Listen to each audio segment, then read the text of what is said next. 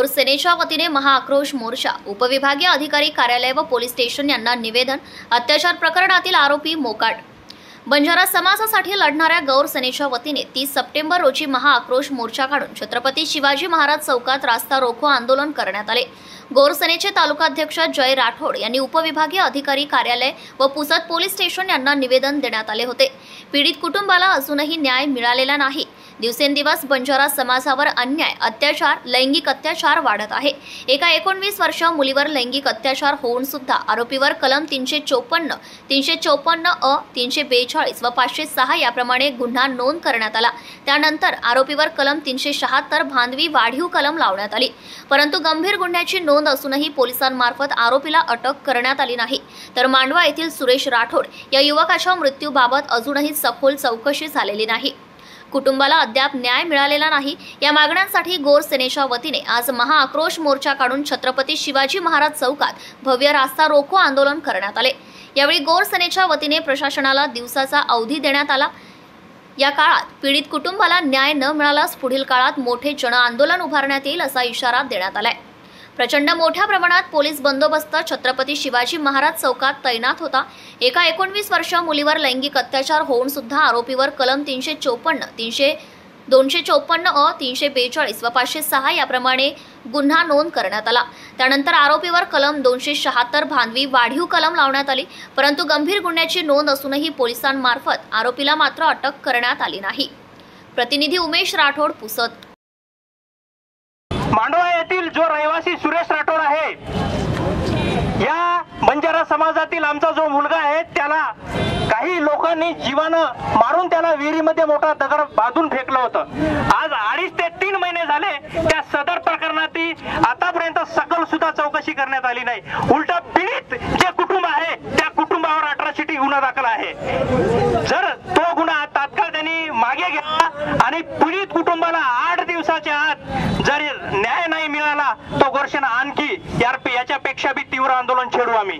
आणि लक्ष्मीनगर मधली जे आमची बंजारा समाजामधली जे मुलगी आहे त्या मुलगीवर लैंगिक अत्याचार होऊन आज 4 ते 5 महिने झाले तरी त्या आरोपी आज मोकाट फिरत आहे। पोलीस प्रशासन हा हातावर हात देऊन बसलेला आहे। जर त्याला बी 8 दिवसाच्या आत या दोन्ही प्रकरणातील आरोपींना जर अटक करण्यात नाही आली तर येणाऱ्या 8 दिवसात आणखी याच्यापेक्षा तीव्र आंदोलन आम्ही छेडू। धन्यवाद।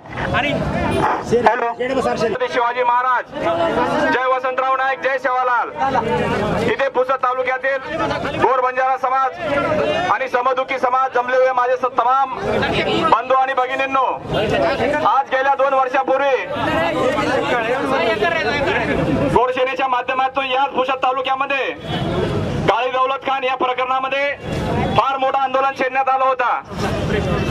पण आज सुद्धा आमच्या गोर बंजारा समाजामधल्या 2 अशा बंधू आणि भगिनींचा अन्याय, अत्याचार आणि खून करून विहिरीत फेकण्यात आलेला आहे। तरी सुद्धा या महाराष्ट्र राज्याचे गृहमंत्री, मुख्यमंत्री हे कोणत्या झोपेत आहे हे मी त्यांना सांगायचं आहे। कारण की तुम्ही गोर बंजारा समाजाच्या नावावरती राजकारण करता आणि समाजाच्या समस्या सोडवण्यासाठी तुम्हाला तुमच्या वोट बँकेची तुम्हाला पर्वा असते, पण इथे आमच्या गोर बंजारा समाजाची पर्वा कुठल्याही प्रकारे तुम्ही करत नाही आहे। ही तुमची नाकामी आम्ही खपून घेणार नाही। म्हणून माझी प्रशासनाला विनंती आहे की आपण आपल्या स्तरावरती या प्रकरणामध्ये सखोल चौकशी करावी आणि पीडित एका मुलींना, आमच्या गोर बंजारा समाजाची लक्ष्मीनगरची जी मुलगी आहे त्याच्यावरती लैंगिक अत्याचार करून तो आरोपी सुद्धा आजपर्यंत कुठल्याही प्रकारे त्याला अटक झालेली नाही। 354 आणि 376 गुन्हा दाखल होऊन आज कमीत कमी 2 महिने झाले, पण आतापर्यंत तो आरोपी मोकाट फिरत आहे। हा लोकशाहीचा राज्य आहे। या राज्यासाठी बरेचशा महापुरुषांनी आपल्या जीवाची आहुती दिलेली आहे। म्हणून माझी प्रशासनाला एकच विनंती आहे की येणाऱ्या 8 दिवसाच्या आत तुम्ही जर त्या दोन्ही आरोपीला तात्काळ अटक नाही केली तर आम्ही अख्ख्या महाराष्ट्रामध्ये गोरसेनेच्या माध्यमातून रास्ता रोको केल्याशिवाय राहणार नाही। एवढंच बोलून मी थांबतो। जय मानवता, जय संविधान, जय सेवालाल। लोकांचं बोलणं असं होतं की हे फक्त बंजारा समाजांसाठी मोर्चा आहे वाटते. मी सगळ्यांना सांगू इच्छितो की गोरसेना गोर शिकवाडी ही संघटना फक्त बंजारा समाजासाठी नसून तर इथल्या 85% लोकांसाठी काम करते. आज इथे सुरेश राठोड आणि जे 19 वर्षाची जे ती आपली ताई आहे, या जाग्यावर जर कोणी मराठी भाषिक याच्यातून कोणी व्यक्ती असता, या 85% याच्यातून जर कोणीही असतं तर या गोरसेने संघटनेमार्फत आपण असाच आंदोलन छेडला असता. याला काही दुय्यम गोष्ट नव्हती. माझ्या बंधूंनो, माझ्या पोलीस प्रशासनाला एक प्रश्न आहे. आपल्या या पुसद तालुक्यातून 2-3 केस मी स्वतः हाताळलेले आहेत. त्यापैकी 1-2 तुम्हाला सांगू इच्छितो. या मोपमध्ये झालेल्या प्रकरणात 9 दिवसापर्यंत गुन्हा दाखल केला जात नाही. जेव्हा तिथे आपण जातो, प्रश्न विचारतो, तेव्हा पोलीस म्हणतात की जोपर्यंत पोस्टमॉर्टमचा रिपोर्ट येत नाही तोपर्यंत आम्हाला गुन्हा दाखल करता येत नाही. पण एकीकडे कायदा म्हणतो की घटनास्थळी केलेल्या पंचनामानुसार तुम्ही गुन्हा दाखल करू शकता आणि जेव्हा PM रिपोर्ट येईल त्यावेळेस तुम्ही त्याला तरतूद करू शकता. पण जेव्हा तिथून आम्हाला आणि पीडित कुटुंबाला वारंवार फिरवल्या जातं त्यावेळेस मला पोलीस प्रशासनाला विचारायचं आहे की तुम्ही आमची सेवा करण्यासाठी बसलेले आहात. तुम्ही कुठले साहेब वगैरे नाहीये, तुम्ही आमची सेवा करण्यासाठी बसलेले आहात. मग आमची योग्य ती सेवा का होत नाही? आमच्या पीडित कुटुंबांना, लोकांना वारंवार चक्रा का माराव्या लागतात? नेमकं तुम्ही इथल्या राज्यघटनेवर कायद्यानुसार चालता की कोणाच्या तरी इशारावर चालता? हे तुम्ही आम्हाला स्पष्ट करून द्यावं. माझ्या बंधूंनो,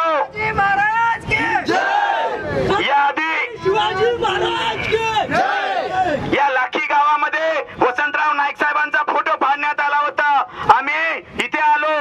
इथे यायच्या आधी जे आपल्याला नवीन साहेब इथे आलेले आहेत ते तिथे लाखीत आले आणि मला त्याने स्वीट पॉइझन दिलं, धमकी दिली मला की मैं इन सब पे बोले कंप्लेंट करता हूं, गुन्हा दाखल करता हूं. तेव्हा मी विचारलं की इथे आमच्या भावना दुखवल्या गेलेल्या आहेत. इथं वसंतराव नाईक साहेबांचा विटंबना झालेला आहे.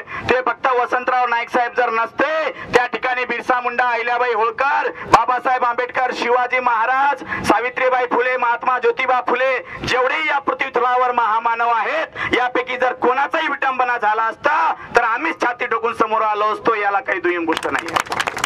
तर तेव्हा ते साहेब म्हणत की सगळ्यांवर गुन्हा दाखल करतो. मी विचारलं, साहेब 144 नियम लागू झाला का? त्यावेळेस म्हणत नाही. मग तुम्ही कोणत्या अंतर्गत, कायद्याअंतर्गत आमच्यावर गुन्हा दाखल करता? जर पोलीस प्रशासन आज जे बेगुन्हेगार आहेत यांच्यावर जर गुन्हा दाखल, तुमच्यावर गुन्हा दाखल करतो असे म्हणत असाल तर तुम्ही आम्ही धोक्यात आहे आणि पोलीस प्रशासन कोणाच्या तरी इशारावर चालतंय हे इथं आपल्याला खंबीरपणे मानायला काही हरकत नाही. माझ्या बंधूंनो, अरे आज सोयाबीन काढणं चालू आहे शेतामध्ये. इकडे त्या शीडचं काम चालू आहे. तर एवढे लोक जे इथे जमलेले आहेत हे कोणत्या पद्धतीने आणले, कोणत्या पद्धतीने लोक आले हे तुम्हाला सांगू इच्छितो. इथे कोणाला फुकटाची गाडी, इथे कोणाला खिचडी वगैरे नाही दिली. हे स्वतःच्या खर्चाने आलेले इथे हे सगळे जमलेले जमाव आहे.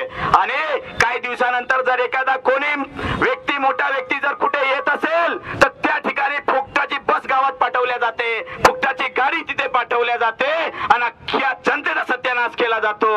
पण जिथे या जनतेवर अन्याय अत्याचार होतो त्यावेळेस कोणी गाडी पाठवत नाही, मदतही करत नाही. एवढे नाही तर कायद्यानुसार तुम्ही कारवाई करा हे सुद्धा पोलीसवाल्यांना फोन करून सांगत नाही. तर आपल्या सर्वांना ही गोष्ट लक्षात घ्यायची आहे, समजून घ्यायचं आहे आणि यानुसार समोरचं आपल्याला जीवन जगायचं आहे. आता कोणाला भ्यायचे नाहीये एवढं समजून घ्या. इथे जेवढे बी शासकीय कर्मचारी असतील ते आपले सगळे सेवक आहेत. आपण राजा आहोत. आपल्या सेवा करण्यासाठी त्यांना पेमेंट दिली जाते. घाबरायचा नाही, कायदा सगळ्यांसाठी सेम आहे. एवढ्या गोष्टी सगळ्यांनी लक्षात घ्यावं, समजून घ्यावं. एवढं बोलून मी इथेच थांबतो. सर्वांना विनम्र अभिवादन.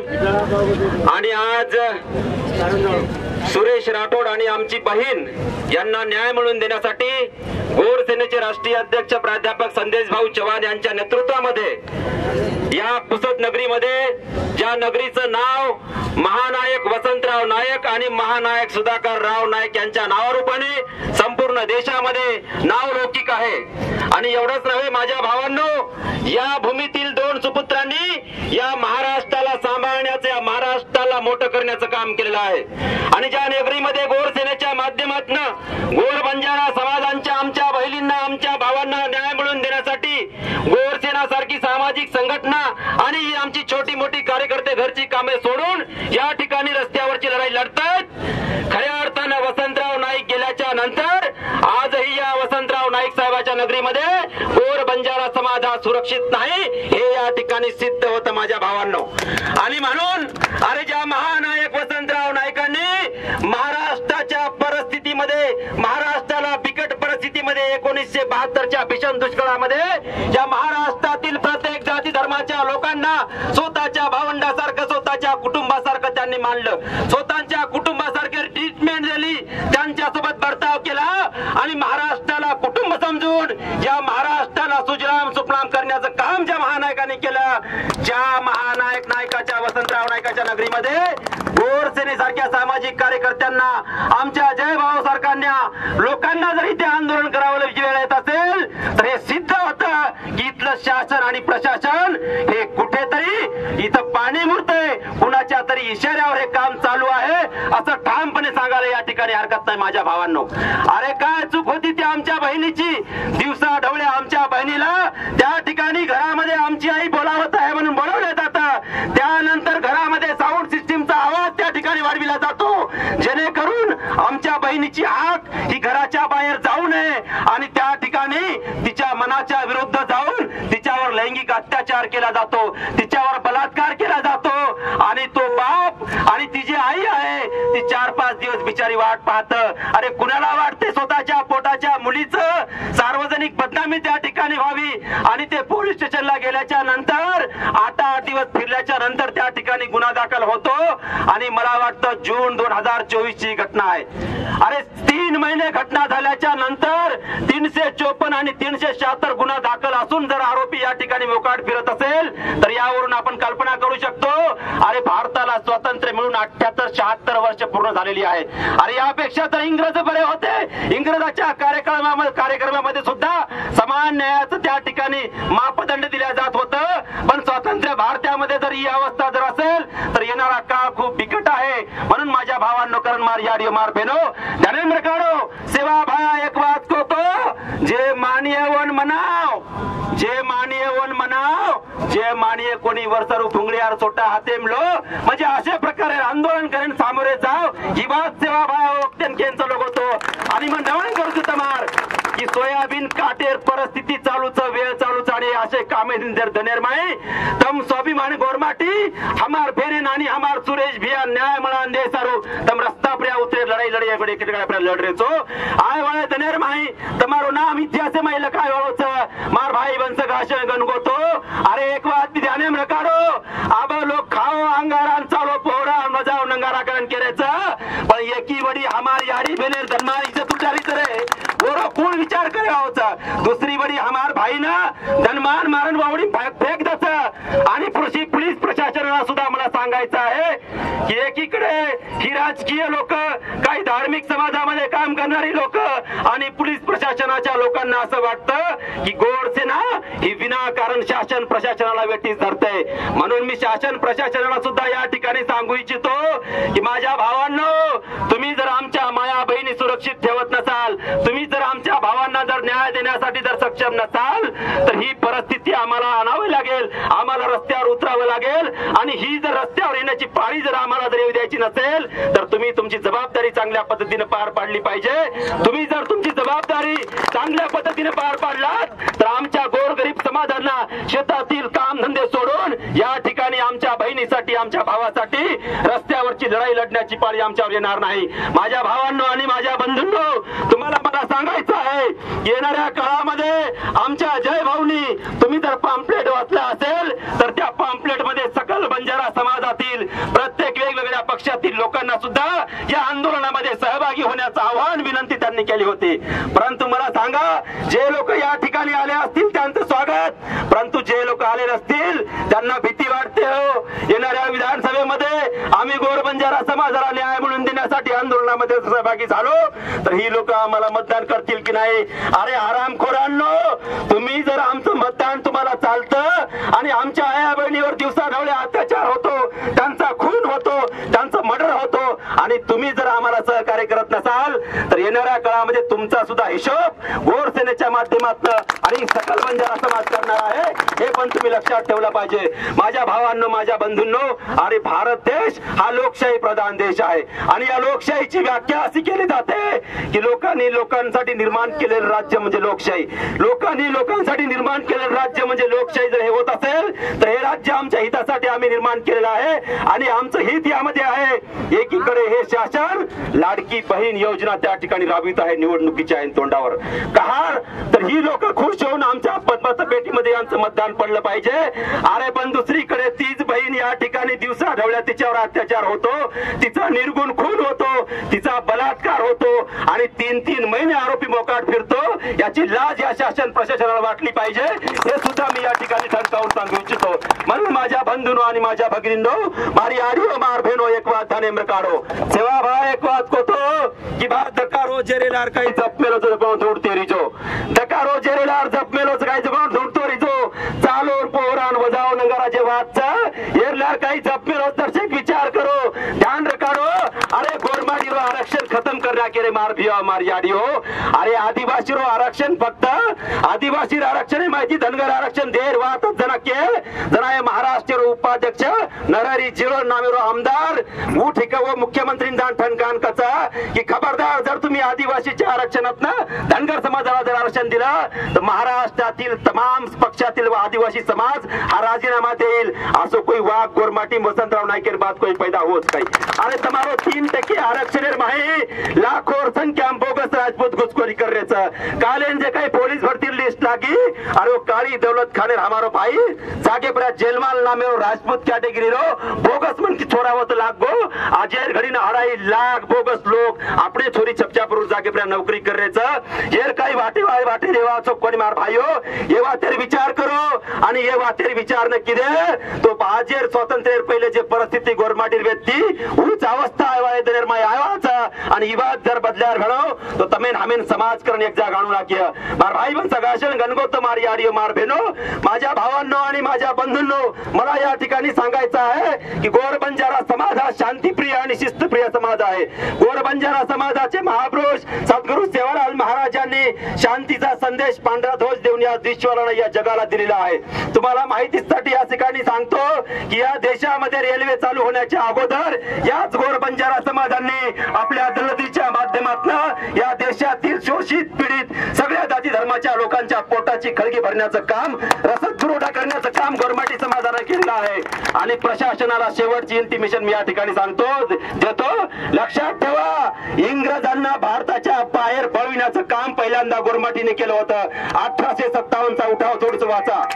इंग्रजांना सडो की पळो करून सोडणारी ही जी मुक्त भटक्याची गोर बंजारा जमात आहे. आणि इंग्रजांना नाविलाज असतो या देशामध्ये क्रिमिनल ऍक्ट 1971 मध्ये करावा लागला, गुन्हेगारी जमातीचा कायदा या ठिकाणी करावा लागला.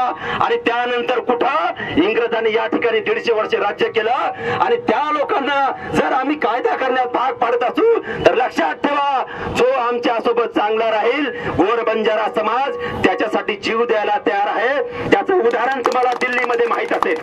24 नोव्हेंबर 1675 ला शिखाचे 9वे गुरु जेव्हा दिल्लीच्या चांदनी चौकामध्ये शहीद झाले, औरंगजेबाने त्यांना शहीद केलं. एकाही शिखाची हिंमत त्या ठिकाणी झाली नाही. परंतु औरंगजेबासोबत मैत्री बाळगणारे लक्कीशाह बंजारा यांना जेव्हा ही गोष्ट माहीत झाली, त्यांनी औरंगजेबाच्या विरोधात बंड पुकारून सत्याच्या न्यायासाठी तेग बहादूरचा पार्थिव शरीर त्या ठिकाणी स्वतःच्या घरामध्ये नेऊन स्वतःचं घर उठवण्याचं काम 25 नोव्हेंबर 1675 ला केलं. हे बी आपण विसरून चालणार नाही. गोरमाटी समाज सर्वांचा विचार करणारा, सगळ्यांना सोबत घेऊन चालणारा समाज आहे. परंतु इथली काही राजकीय मंडळी राजकारण करण्यासाठी जाणून बुजून गोरमाटी समाजाला बदनाम करण्याचं काम करताय. म्हणून माझी सर्व भारतवासियांना पुसदवासियांना विनंती आहे, अरे सर्वप्रथम आपण हिंदू मुस्लिम सिख ईसाई नंतर आहोत.